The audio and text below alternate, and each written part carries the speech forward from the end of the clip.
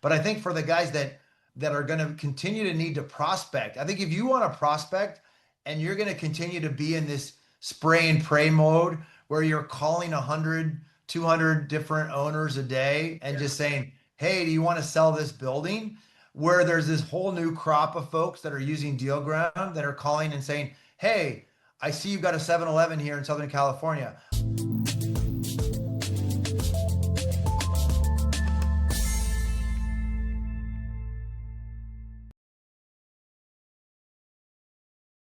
Hello, everyone. Welcome back to Commercial Real Estate Unfiltered. I'm your host, Caleb David.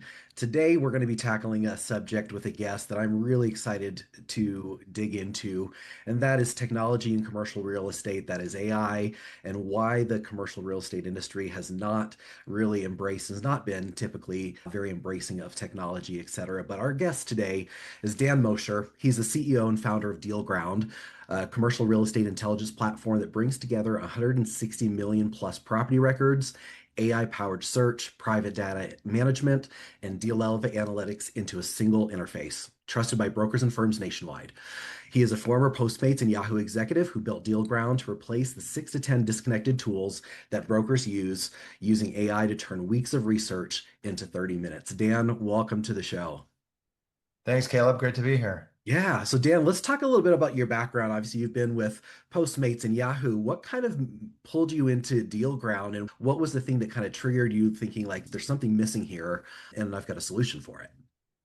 Yeah, I typically like being in industries that are ripe for disruption. I was early on in the advertising space at Brightroll. I had helped build a company that had a video advertising platform, and we were doing programmatic video. And back in those days, they were using just basically manual insertion orders to buy video ads. And then in Postmates, that was the first time that we were really doing food delivery at scale and moving from pizza and Chinese ordering to any restaurant you could ever fathom. And my job was to have the relationship with the restaurants and ping them either through a tablet or into their point of sale system and say, hey, there's a courier that's going to come pick up the food. Customers are going to be ordering from your restaurant on an app. And the first time the restaurants, I talked to Chick-fil-A, McDonald's, Starbucks, people aren't going to order this way. People aren't going to do it this way. And so we had to kind of get through some of those blockers and some of that resistance and tell them, no, this is where people are going to be. And you're going to have a healthy amount of your revenue from your restaurant's going to come through this channel. Yeah. And that's true today. Now that's all been built out. That infrastructure is there. And probably about 30% of their orders come through these kind of larger delivery partners. And then after that, I was at a company that was doing AI in the drive-through. So it was my first experience with AI, was a company called Presto, and the company takes orders from the customers in the drive-through using a voice AI chatbot. And so that was very early. We started with that in 2021, and it was very early in terms of customers driving up and thinking, what is this Yeah. system that I'm now talking to? And it's taking my order, and it is actually, much, I think over time, it'll be proven out to be much more efficient. And so that was the first time I kind of saw AI and how it could impact some of these old school businesses. And I like businesses that are large, that have kind of been doing things the same way for decades. Yeah. And commercial real estate is a very good application of this new AI technology because there's data all over the place. These brokers are in 5 or 6 different systems. Typically, Yeah. and the data is buried in a bunch of these little silos. And so there's an opportunity to kind of take all that data, put it in one place, stitch it together in a way that it's now in one system, and that brokers and investors can look at it and understand like faster, get faster information. And so they can be spending more of their time talking to clients, doing deals, and less of their time trying to track down Yeah. who's the owner, what's their phone number. Oh, where was that deal that I worked on that's similar, that's going to be a good comp for me? They're constantly asking these questions to solve problems, and we're going to make it much easier for them to get to the answer. Yeah, no, and I mean that is the reality, right? You've got CoStar, you've got LoopNet, you've got Catalyst and Crexi and your personal email lists and your email chains and all of that. So if a broker were to come to you and show you their current workflow, they've got 6 different systems, massive spreadsheets, constant copy and pasting. What would be your unfiltered response to them? Well, I mean, it's pretty standard. I see this every day, and I do the demo of DealGround. A lot of times I ask them, first, tell me how you're doing your prospecting today. And they'll show me the 5 or 6 different systems. CoStar and Crexi are baselines. Maybe they're using Reonomy, maybe they're using LandVision. They're using, they've got their own CRM. They've got their own spreadsheet. They always have some type of spreadsheet that they're also holding. Yeah. Now they're actually trying to use AI a little bit. And we have a study that just came out yesterday that talks a little bit about this. They're using Claude and they're using ChatGPT for bespoke questions. They're like, oh, when I get to this place, I put it into, ChatGPT and I get an answer back on this specific question that I have. And that's step 4 of a 6-step process. And then I need to go find the owner of the building and I go do my research with the Secretary of State. I Yeah. compare that LLC. I get a name. Okay, now I've got a name. Now I'm going to go into People Finder or Zoom Info and try to get a phone number. So by the time we're at the end of this, I'm going, okay, that's interesting. That's exactly what I've seen from all these other brokers.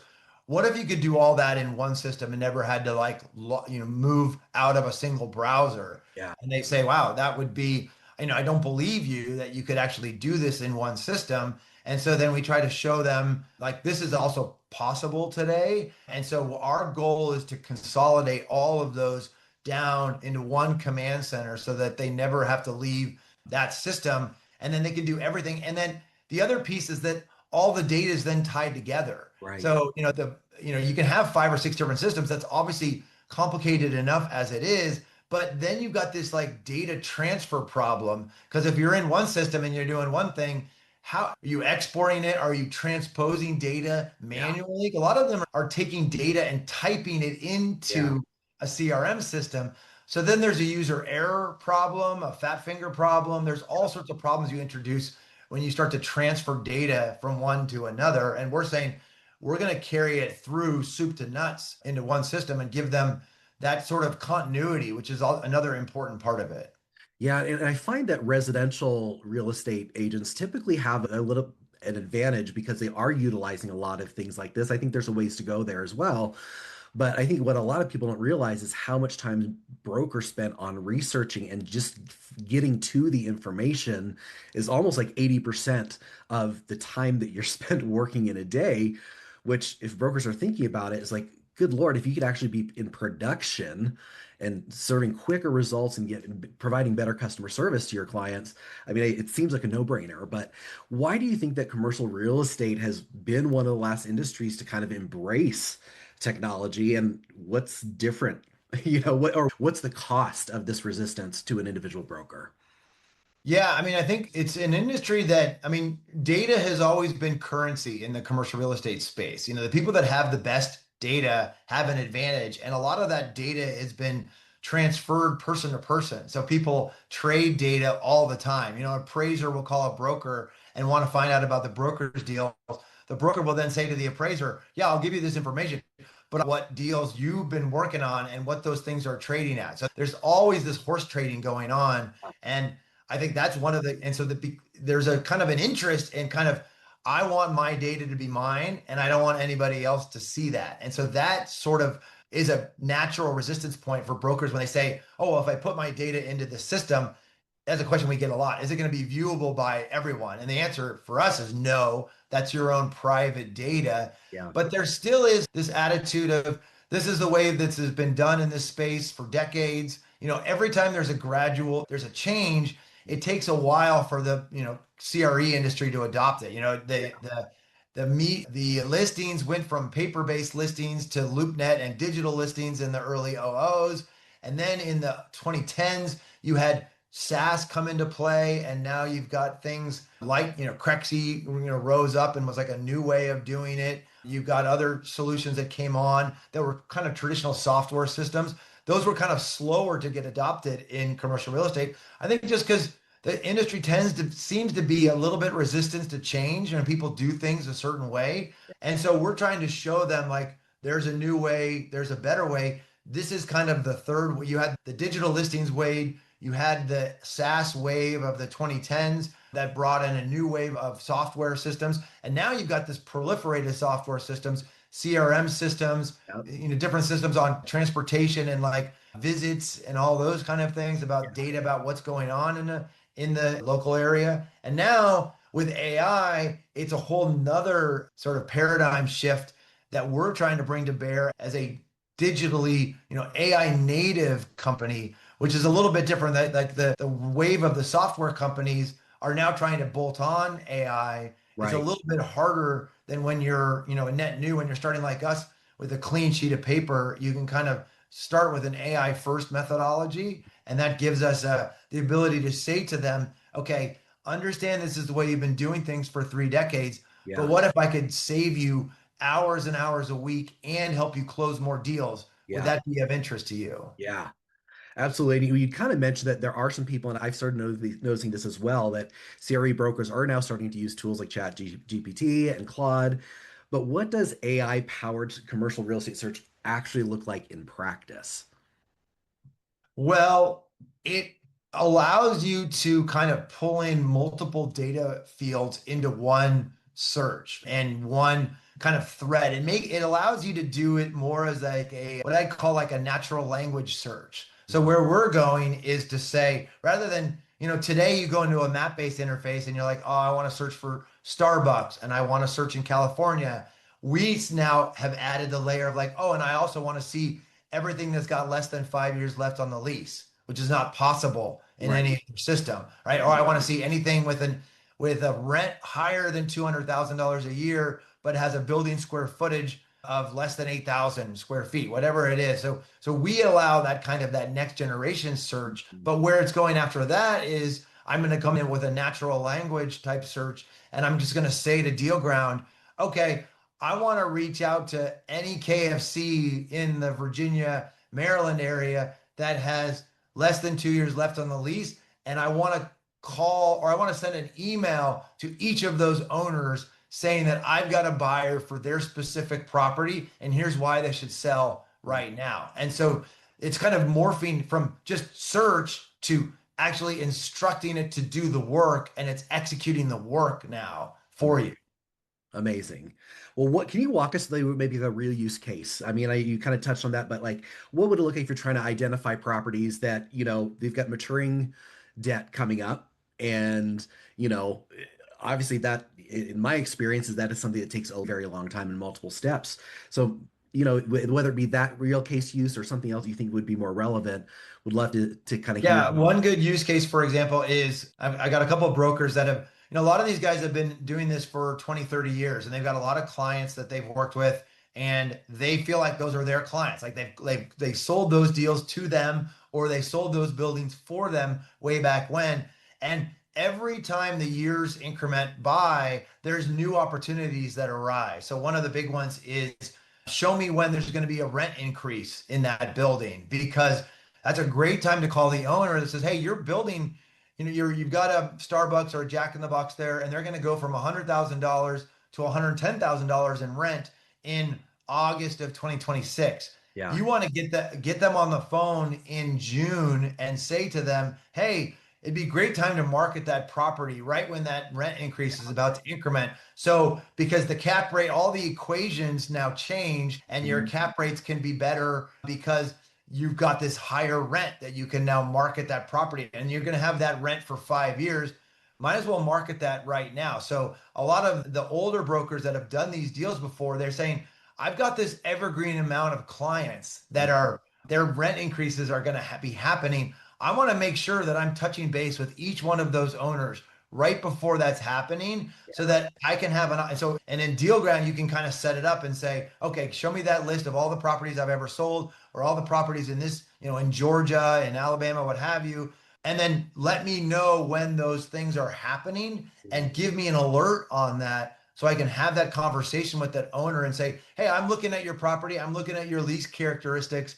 I think right now is a great time to sell. Oh, by the way, I'm also selling a Starbucks or what have you. And so I'm actually talking to buyers right now, and I know what the trade is in terms of what the real cap rates are.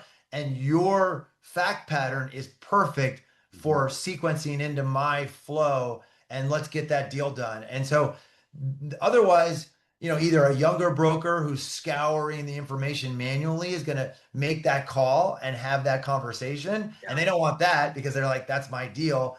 Or it just gets unacknowledged and unknown and Yeah. it sort of passes. Those are the two potential outcomes. But now we think that it's just going to generate, I think, a better, visibility of the data and more liquidity in the market as well. Yeah. Well, I think you make a great point because data really is the currency of commercial real estate agents, and it's the relationships they've had.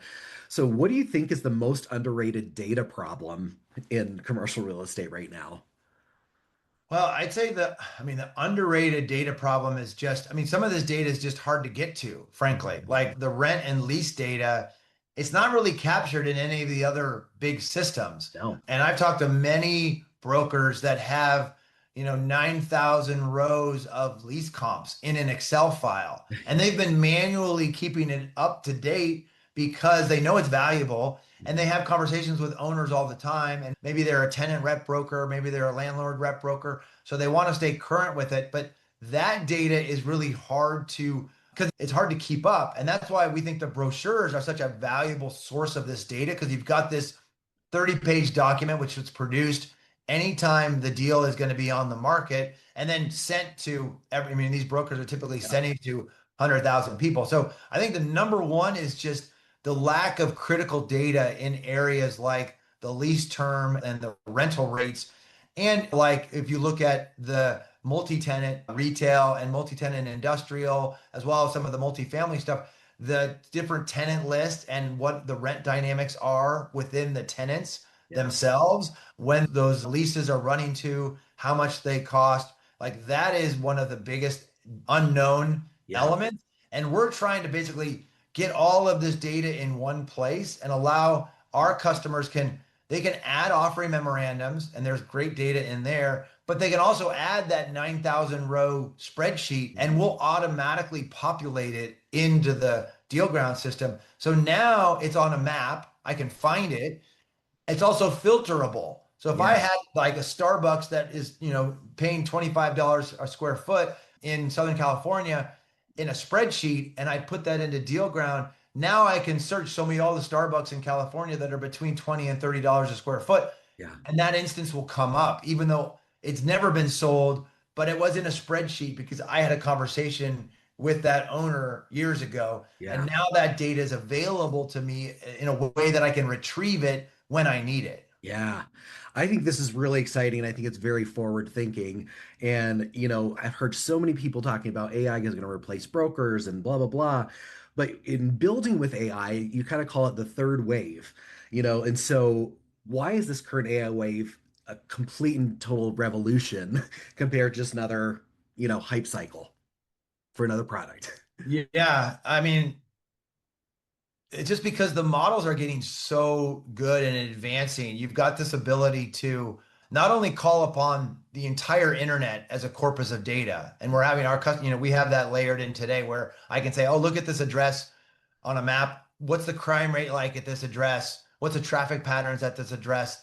And now you can call upon all the data that's out there floating in the internet that's now possible by these large language models to deliver to your Yeah. doorstep at any time. And that's never been possible before. And now you've got this agentic revolution that's happening that's actually doing the work for you, where you can just give, Claude an instruction and it can execute a series of tasks Mm. for you. And real estate is, because it's so task oriented and there's such a process. It's like, oh, now I'm in prospecting mode, trying to find deals. Oh, now I'm actually in ownership discovery mode and I want to find a phone number and an email address for that owner. Now I'm in pitching mode. I want to convince that owner to sell. Oh, I got them on the hook. Now I'm in deal execution mode. So in a word, like this is the only system that's ever been invented that can do basically end to end of that whole process, which is why I think this, and it's, still growing and still metastasizing. Like I think we're still in the early innings of what's possible with Yeah. the technology. And so it can kind of revolutionize the whole process. And I think it will change because the brokers now will be able to spend more time on those relationships. Because Yeah. at the end of the day, that owner, that, family office or even an institutional person, they're going to want to know that there's a person there Yeah. that they can trust, that they can rely on, that they can, that person's judgment is always going to be the most important piece of this. It's like, Yeah. oh, you've done 20 deals like this. Mhm. Tell me why this environmental issue is not a problem. Tell me Right. why this issue that I think is an issue, how you've handled it in the past. That Mhm. is never going to be replaced by AI, but all the other administrative, checking and the ability to find the information that you need to kind of serve that answer, Yeah. that now is possible to be done, with these systems, and the brokers, the investors, the principals, they can focus much more on the decisioning. Like, is this the right deal for me? And is this person that I'm working with, are they trustworthy and are they giving me good counsel Yeah. about this? Absolutely. Well, and building the system where private data compounds over time, like how does it change the value of a brokerage? I mean, I think practically speaking, I think a lot of people can see, oh, this could be helpful, but like breaking down, like how does it actually bring up the long-term value of an actual broker or brokerage's business?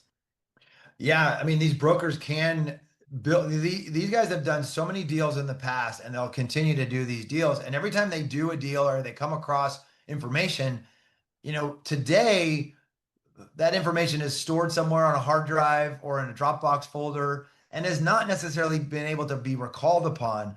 But with the power of these large language models, now, I mean, we've got brokers that added 20,000 offering memorandums into their own private DealGround instance. And now that's kind of their baseline intelligence that they have. And they're using our system to call upon and say, what are the 10 deals that look like this? And our system can go through that 20,000 group of files, also juxtaposing it with the title data, like you mentioned before, the debt term. It's like, oh, show me all the deals of this type that also have a debt maturity in the next 5 years. Yeah. Because I know those folks are going to be going from 3% interest rate to having to refinance at a 6%.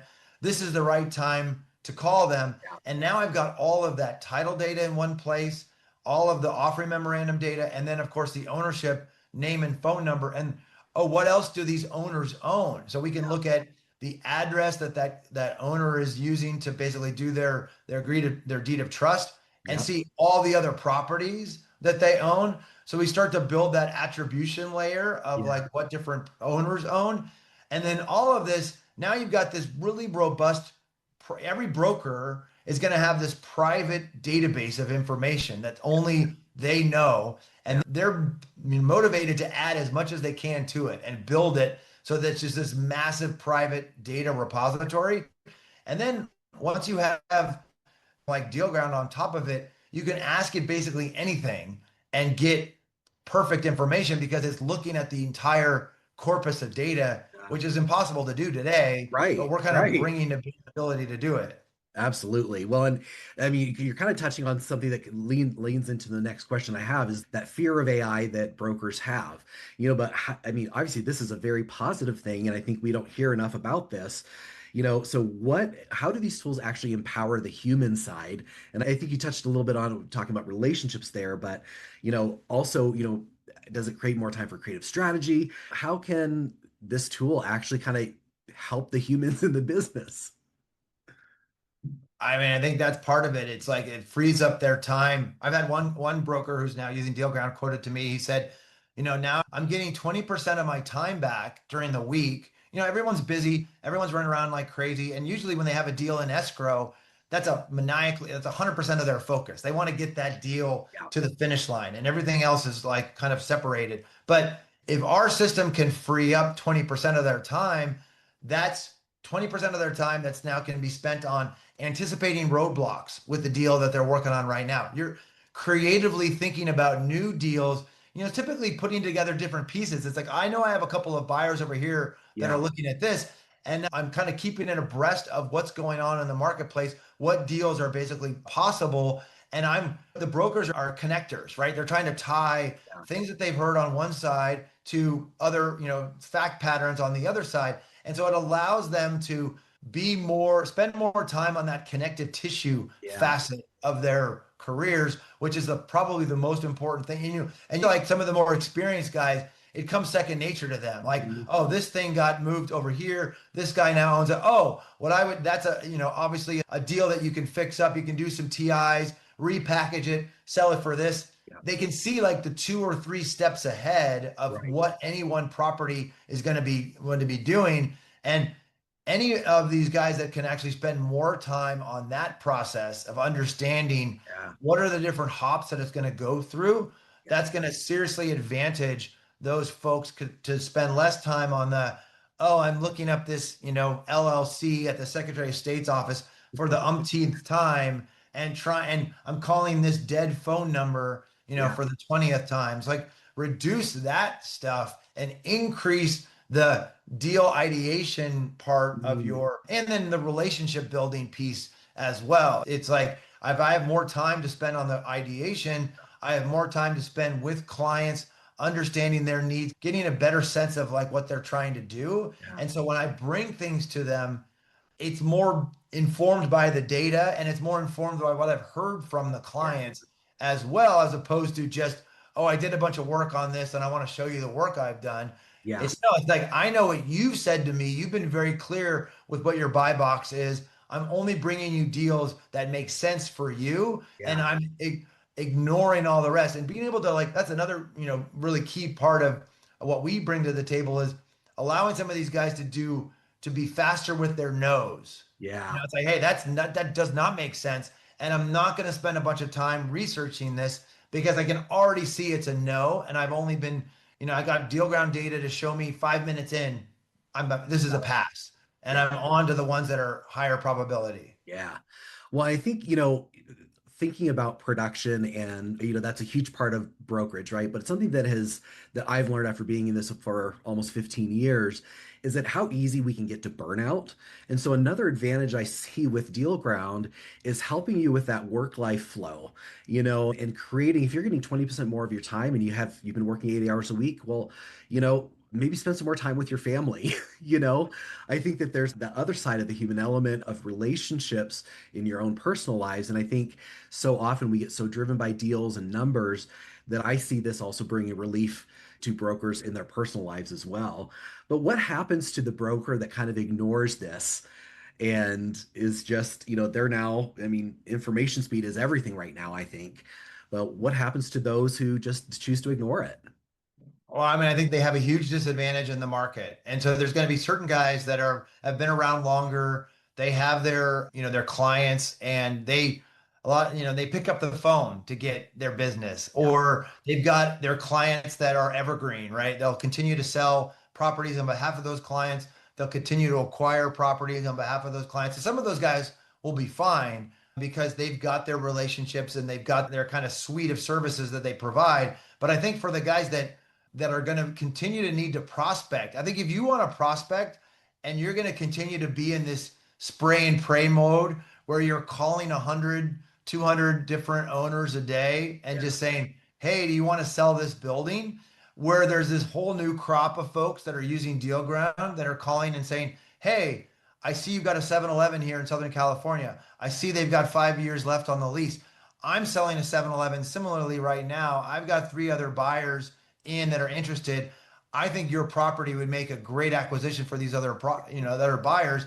Given the rent that you're getting right now, I think I can unload it for X, million dollars. Are you willing to take that deal? yeah, And that is such a different conversation with an owner versus some guy who's just calling and saying, "Hey, do you own this property? Do yeah, you want to sell?" And so the guys that are doing the spray and pray will continue to exist. They're just going to have a huge disadvantage yeah. to the guys that are more sniper like and are able to have intelligent conversations with an owner. Yeah. Yeah. And having that data beforehand versus, I mean, if you're trying to, you have to let me see a copy of your lease. Let me evaluate it for you, blah, blah, blah. It's just, I can just really see the upside. And so you talk about the property chat era, with the launch of AI powered natural language search. What does success look like for a broker that is using this? And maybe if you could explain a little bit more about what that natural language search means.